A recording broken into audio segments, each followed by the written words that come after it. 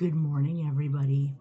I was planning on posting a video about Emily Pike a few weeks ago, but I got sick and I had a cold that just didn't want to quit. My throat was all messed up.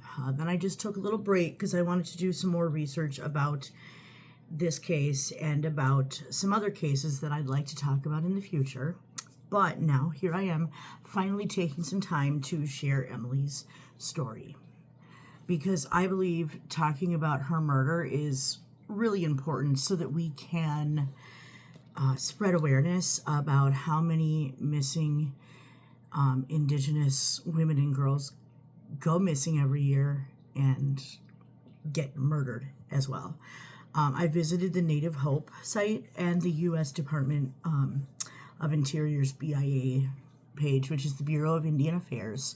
According to both sites, a 2016 study by the National Institute of Justice found that more than 4 in 5 American Indian and Alaska Native women, which is 84.3%, have experienced violence in their life, including 56.1% who have experienced sexual violence. In the year leading up to the study, 39.8% of American Indian and Alaskan Native women had experienced violence, including 14.4% who had experienced sexual violence. Overall, more than 1.5 million Native American and Alaskan Native women have experienced violence in their lifetime. The Bureau of Indian Affairs.gov website says that according to the CDC, in their National Intimate Partner and Sexual Violence Survey, said that non-Hispanic and American Native women experience the second highest rate of homicide in as of 2020. Additionally, in 2020, homicide was in the top 10 leading causes of death for AI/AN females aged 1 to 45. More than 2 in 5 non-Hispanic American Indian and Alaskan Native women, which is 43.7%, were raped in their lifetime. Non-Hispanic AI and AN males have the second highest rate of homicide compared with men from all other racial and ethnic groups. Homicide in the year was in the top 10 leading causes of death for AI and AN males aged 1 to 50 years old in 2020. The CDC National Partner and Sexual Violence Survey has a lot of information about abuse statistics against women in the U.S., which includes the following facts for women of color. For women, about 2 in 5 non-Hispanic Black women, which is 40.5%, about half of non-Hispanic white people, 51.5%, and 1 in 3 Hispanic women, 2 in 5 non-Hispanic API women, and more than half of non-Hispanic American Indian women, and more than 2/3 of non-Hispanic multiracial women, which is a lot, reported unwanted sexual contact in their lifetime. About 1 in 4 non-Hispanic Black women, or 23.8%, and non-Hispanic white women, which is 25%, 1 in 6 Hispanic, 16.8%, and non-Hispanic API people, 18%, about 1 in 3 non-Hispanic American Indian and Alaskan Native, which is 32%, and 2 in 5 non-Hispanic multiracial women, 39.5%, reported sexual coercion victimization at some point in their life. The Native Women's Wilderness site is really fantastic, and I looked at their site as well to get information. They share the following statistics on their site about the rates of murdered and missing Indigenous women in the United States. Indigenous women, girls included, are murdered 10 times higher than all other ethnicities. Murder is the 3rd leading cause of death for Indigenous women. More than 4 out of 5 Indigenous women have experienced violence in their life, which is 84.3% of Indigenous women. More than half of Indigenous women experience sexual violence. More than half of Indigenous women have been physically abused by their intimate partners. Less than half of Indigenous women have been stalked in their lifetime. Barely less than half. 48.8% of Indigenous women have been stalked in their lifetime. Indigenous women are 2 times more likely to be raped than Anglo-American women, and the murder rate of Indigenous women is 3 times higher than the rate of murder of Anglo women. The rates at which Indigenous people in North America and worldwide are still being taken and murdered at a higher rate than white people is appalling. And it shows why we need to keep talking about these humans when they go missing. Keep their names and their spirits alive, because those people who have been taken and killed deserve justice. Now, as I said, this video is about Emily Pike, the young girl who went missing in January of 2025 from an Arizona group home in Mesa and was later found murdered. I want to give a disclaimer that if you're sensitive to discussions of murder, especially when it involves young women or Indigenous people, save this video for when you're feeling mentally prepared. Take care of yourselves. Talking about the murder of a child is very difficult. I want to start with telling you some things that I learned about Emily. She sounded like such a sweet young girl. Emily Pike was 14 years old. She was a proud member of the San Carlos Apache Nation. A family member of Emily's named Makina Pike said that Emily was smart, sweet, and kind-hearted. She loved the color pink, Hello Kitty, and everything girly. She really enjoyed being feminine and presenting herself that way. Emily was interested in art, and she would spend hours drawing and painting. When NBC News spoke with her uncle, Allred Pike, he said that Emily had many goals in her life and that she wanted to go to college when she was old enough. Emily's aunt, Alyssa Docella, said in an interview with KOAT, "We don't know who is responsible, but I do know they mess with the wrong people. We are not going to quit." There has not been a lot of, when I first started researching this case, there was not a lot of information released about why Emily was there. There were reports later that share a little bit more information, but they also said she attempted to run away multiple times while staying there. She had been there before and attempted to run away before.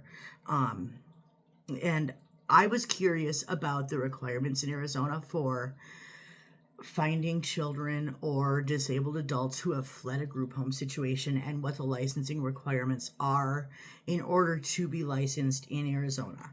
Some of the questions that they ask include, are you interested in caring for children in your own home? Do you, as the provider, have a high school diploma or its equivalent and 3 credit hours or 60 workshop hours in early education, child education, or a related field, or 12 years of childcare experience? Do you have an adult staff member to be available when you can't be there? Will you comply with local laws, including zoning, building, and fire? Will you maintain accurate records such as staff files, child files, medication files, anything like that with the state in accordance with state laws? Are you willing to secure and maintain general commercial liability insurance?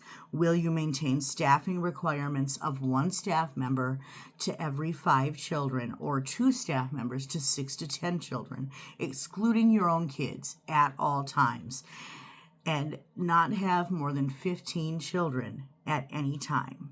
Are you willing to plan programs that include a balance of snacks and nutritious activities and meals for the children? Are you able to meet the square footage requirements of indoor space? Are you willing to ensure the health, safety, and welfare of the children in your care? If you answered yes to these questions, you meet some of the requirements.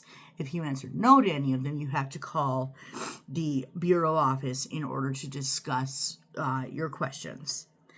There are also requirements for reporting when a person staying in a group home goes missing. However, Emily was under tribal social service care, so the requirements may have been a little different, may have been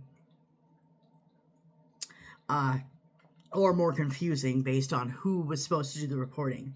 I feel like question number 19, which says, are you willing to ensure the health, safety, and welfare of the children in your care was not implemented as well as it should have been? When anyone in a group home goes missing, you should immediately have a plan to find that person, especially when that person is a child who has a history of running away. I plan on doing a bit more research about the regulations because I want to find out how the tribal social service regulations differ from the regular Arizona State Department of Human Services regulations. Either way, I feel like somebody who worked in the group home should have notified law enforcement right away and said, hey, Emily's missing, we need help finding her, instead of waiting, because she was 14 years old, and they knew she had a history of running away. There are also requirements. However, I learned that Emily was sexually assaulted at the age of 13, so shortly before her murder, about a year and a half before she died.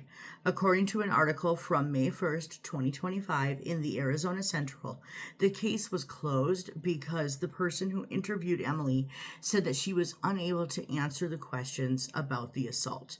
This article says there was some conflicting statements between the BIA, which is the Bureau of Indian Affairs, and the U.S. Department of Justice as to whether or not the case was officially entered for prosecution. And in addition, they did have a suspect briefly under arrest for the assault. The article claims after this event, Emily had behavior changes, including a suicide attempt and running away. And these behavior changes were possibly the reason that she moved into this group home in Mesa. No matter who was in charge of letting authorities know when Emily had fled the group home, something should have been said as soon as her group home staff realized she was missing. I personally think that if someone had called law enforcement as soon as they realized she was gone, there may have been a bigger chance that Emily could still be alive. But, I mean, of course, we can't know that for sure, but action is always better than inaction. It's better to say something and hope that that helps rather than remain silent. When Emily's body was found, she was dismembered and left in trash bags along a dirt road in Globe, Arizona. If you're not familiar with the geography of Arizona, Globe is 73.1 miles east of Mesa, where Emily's group home was located. That means someone kidnapped this sweet little girl, drove her over an hour away, and left her body in trash bags along a dirt road. I don't know when the person committed the murder along that trip, but it happened. Even though it is now May and her body was found in February, no suspects have been brought forward yet. I can only imagine why it's taking so long for them to find even one suspect for this case. I have some theories. Have the police looked into video cameras, traffic cams, and things like that around Mesa and Globe? What is happening to solve this case? Have they interviewed the group home? Have they interviewed people outside of her family? Have they interviewed local business owners? Anything. Emily's life was cut short because someone stole it. Someone stole her life, most likely because she was a brown-skinned indigenous girl. And personally, I believe that is also the reason that the powers that be are not digging around more to find out more about why this poor girl was killed. However, her family is still fighting very hard for Emily because they also believe, of course, that their sweet little girl deserves justice. Her murderer needs to be found. Going forward, I'm going to be keeping an eye out for any updates about her case, and if there are updates, I will let you all know as soon as I find them out. If you have any ideas for future cases that I could talk about, let me know in the comments. I also included all of these sites and articles that I looked into while I was talking about Emily's case. They include links to, the to the ABC 15 news site, NBC News articles, the Bureau of Indian Affairs statistics about how many Indigenous women die every year or get assaulted, etc. And so you can look into all of those. I will link those in the descriptions. Thank you very much for watching. I hope you all have a wonderful Friday.